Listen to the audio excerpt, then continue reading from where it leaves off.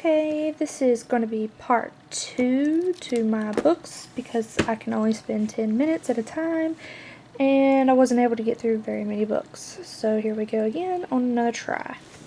I'm trying to get to the ones that I have read and okay. This one right here is a perfect example of one that I read and I absolutely love, and I highly, highly recommend him, and I can't wait to get his second book that he just wrote.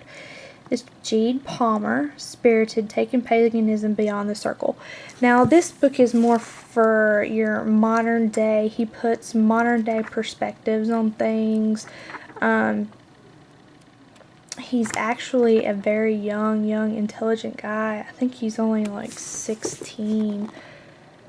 Yeah, he's a practicing witch since the age of 12. He lives in Australia and he's in a coven. But his book is awesome. It's refreshingly real and practical. Spirited gets straight to the heart of pagan living today, featuring real-life stories and first-hand experiences from the author and the other young pagans who've actually been there. This book gives you insight into the philosophy and spirituality of current pagan practices. You'll get crucial advice on witchcraft, spellcraft ethics, coven, and solitary work, dealing with discrimination and negativity, and incorporating your spiritual beliefs in all the important areas of your life: love, sexuality, family, friends, school, and work. And I guess where he's young and he has such a refreshing perspective, I really, really enjoyed this book. I think I read this book in a day. It was really great, and he's actually coming out with another one. Okay, here is one of my splurge books. Who really needs an encyclopedia of 5,000 spells? But Judika Isles does the best, so I loved it. I started looking through it and could not believe all of the great information that's in this book. I know it's better to always write your own spells from your own intent. They make them better. But there's nothing wrong with starting with a template, something to go by. You can change the words, or you can actually try the spell right out of the book and see how it does for you.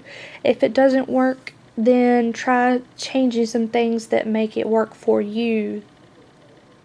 But I mean, there's just things in here that I could never dream of, or would have never thought of to do for a spell. And there's several things in here. She actually talks about spells, what can happen to you if you do certain spells certain ways. She talks about the law of 3, and it's a really, really good book. And all these big black boxes that you see throughout this book are tips or little warnings about certain things you should and should not do. But it's a really, really good read. This is one of the very first books I got. It's the Wiccan Prayer book. Daily meditation, inspiration, rituals, and incantations. I liked it, but I found it kind of your ordinary stuff. Not just your ordinary basic prayer, which, I mean, basic prayer is really well, but and sometimes the most basic prayer can be the most powerful prayer, but I found it kind of cheesy, I guess would be the word for that. This book is actually a collab of several books from Scott Cunningham. He is a staple in our religion, and everything he writes is wonderful. I hate that he is not here with us today anymore to help us grow, but this book actually contains Wicca, Living Wicca, the complete book of incense, oils, and brews. This is an absolutely fabulous book. As you can tell, I've been through it. I've marked. I've got all kinds of stuff in here. These are a few of my affirmations that I've wrote down. Into the earth, into the sky, let all my negativity fly. I live in the divine flow of the universe. Air I am, earth I am, fire and water I am. Because I like to say affirmations to myself at night with my mala beads. That now you can see my mala beads, or prayer beads, or a rosary. Catholics use these. I have found them to be I love them. I think they're great for also the Wiccan path. I just would say each affirmation each time through and go through a round of beads, and I do this at night before I go to bed as part of my ritual.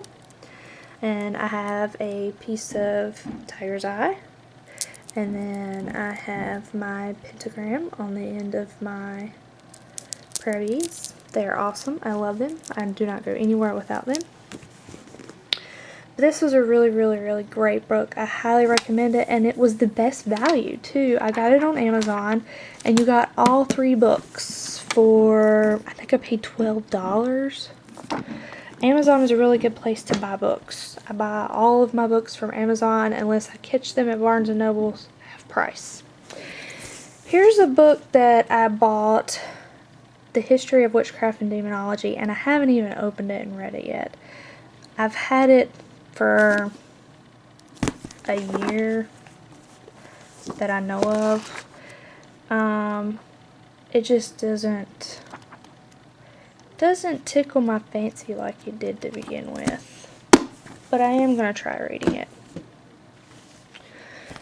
This one right here has to be one of my favorites, and this woman is absolutely fabulous. She also has a YouTube channel called Ask Till. She has a series where she answers your questions every Saturday. She is an indigo child, and she's awesome. This book I could read time and time again, and she's actually coming out with another book too, and I've already talked to her and told her I cannot wait to get her new book. She's a beautiful woman. Till Scott is a contemporary spiritual guide who writes and teaches publicly about spirituality, the meaning of life, and the road to health and happiness. As an esoteric and extrasensory, those who have experienced Till's profound message and timeless wisdom collectively recognize Till as the spiritual catalyst. And that's actually what her YouTube name is the Spiritual Catalyst. She's got several websites and other things. This one I got for just reference because this is by Raymond Buckland. He's a really good staple in our religion. He helped found a lot of things. But this actually has come in handy, still does, when there's certain things that you need to know, or certain things that you thought you knew, or you need to go back and check. It goes over everything from A to Z that you could ever think of that you may need, and it's a really beautiful book. Okay, then I have Divination for Beginners by Scott Cunningham, of course. He is awesome.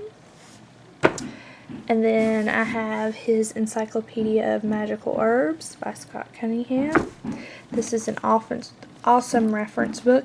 It's another A to Z book. His first 2 chapters, he kind of talks about magical ways to use herbs, their different healing aspects, and the power of herbs and what they can do in your life to help you.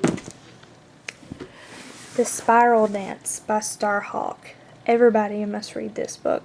This book is awesome. She talks about the goddess in this whole book and how divine she is and everything that she does. This is a really, really, really good book.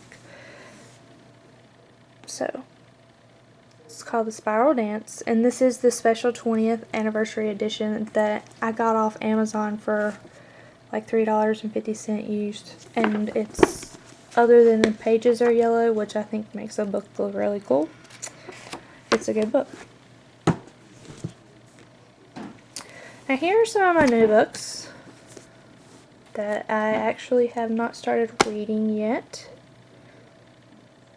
but I think I'm going to wait and show them to you in the next video. So until then, thanks.